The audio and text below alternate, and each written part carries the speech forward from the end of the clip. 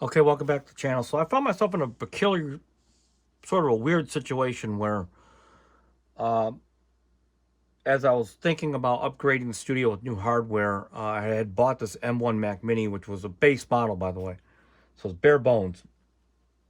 And when I actually really started to use it, it's a screamer. I mean, it's like all the things that people have said on the internet. But what it doesn't have to be sort of the main computer, so to speak, traditionally, it just didn't have a big enough hard drive, and the RAM was, of course, base model, 8 gigs.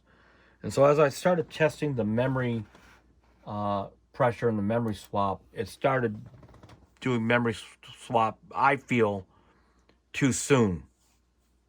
And when memory swap starts to take place, the stability of your program start to go down. So it just depends on that threshold of how much memory you're swapping out. So it's not hard for 8 gigs, by the way, because I'm using big samples and all that.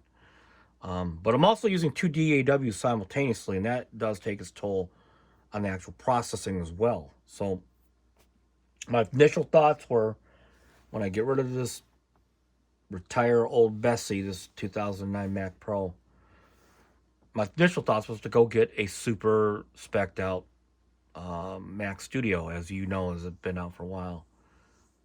But the price starts to go up. I mean, it's ridiculous. You can get a Mac Studio for $7,000.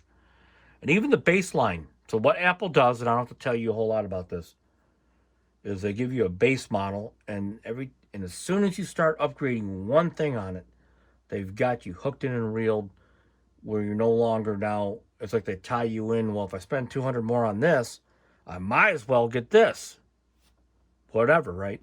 And they spec bump you up to the wazoo, and they've been doing this forever. My thoughts were, how can I beat this system?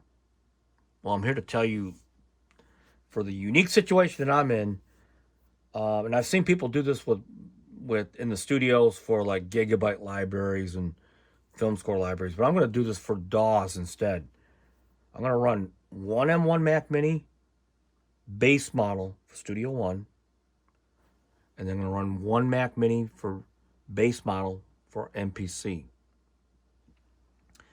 And then I'm going to use universal control to control one keyboard, one mouse between both computers, network them together, and then also be able to use, which I believe will work, the file share, where you can just drag an audio file from one computer across desktop.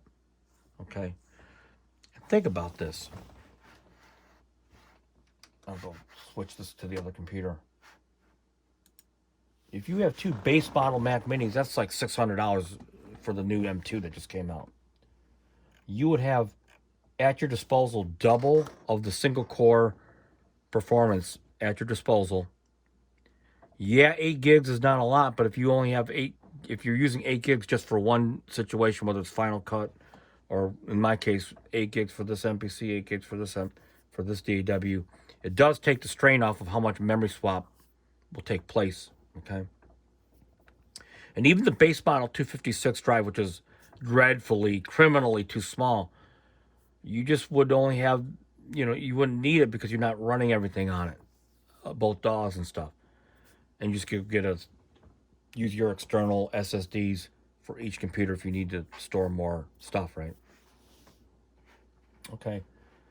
And then your multi-threads would be at somewhere around 1400 combined, I'm talking about. So you'd have that in your studio, dynamically. It's not dynamically allocated, but you would have them combined for each. So you wouldn't be able to get the performance for $1,200. You wouldn't be able to get that kind of raw CPU performance out of any one single Mac. Okay. And think of this: two monitor support for each one, so you could have up to four monitors if you wanted to. And then you would, the I/O, which little they have on each Mac Mini, you wouldn't have to share that with each, for the peripherals that you have for each setup. One would be dedicated for this, one would be dedicated for that. So what I basically did is I simulated this whole idea of working with two computers. I've got this old Mac for now running MPC software, and what I did is just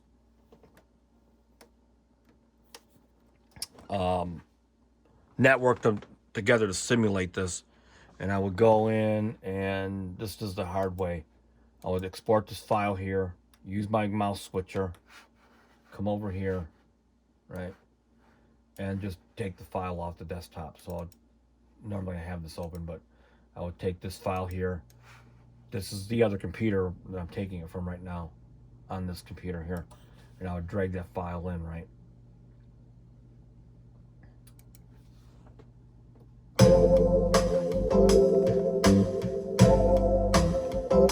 And here's the original sequence on the other computer. So what I'm trying to say is I can work with these simultaneously without feeling that they are separate, right? And running Universal Control on both Macs will make that even better of experience, smoother. Because remember, this is a lot of repetitive back and forth. You don't want to have to keep on hitting a keyboard switcher, you know, every time you want to go from one computer. It gets old. So I would say for $1,200, you can't beat that kind of performance. The last thing I have to say is the audio card. So basically, I'm going to use the Quantum for Studio One, and I'm going to monitor what I play through the Quantum, through the outputs of my Babyface, basically going into the passive inputs on the Quantum. Remember, it's a zero latency interface, so it's not going to be an issue. And so that's basically how I'm going to run everything. So, and that's how I'm going to beat the Apple tax and spending $3,000-$4,000 on a computer. And I'll get way more performance, by the way. Potentially way more performance, and they'll both be real quiet, small form factor. I'm going to love it. So if you're already running a setup like that, or if you're thinking about doing it, or if you're in a position like I am, let me know what your results are. Post them down in the comments and help everyone else out. And until next time, please don't forget to hit subscribe. Channel does help the channel a lot. It really does. And until next time, peace out.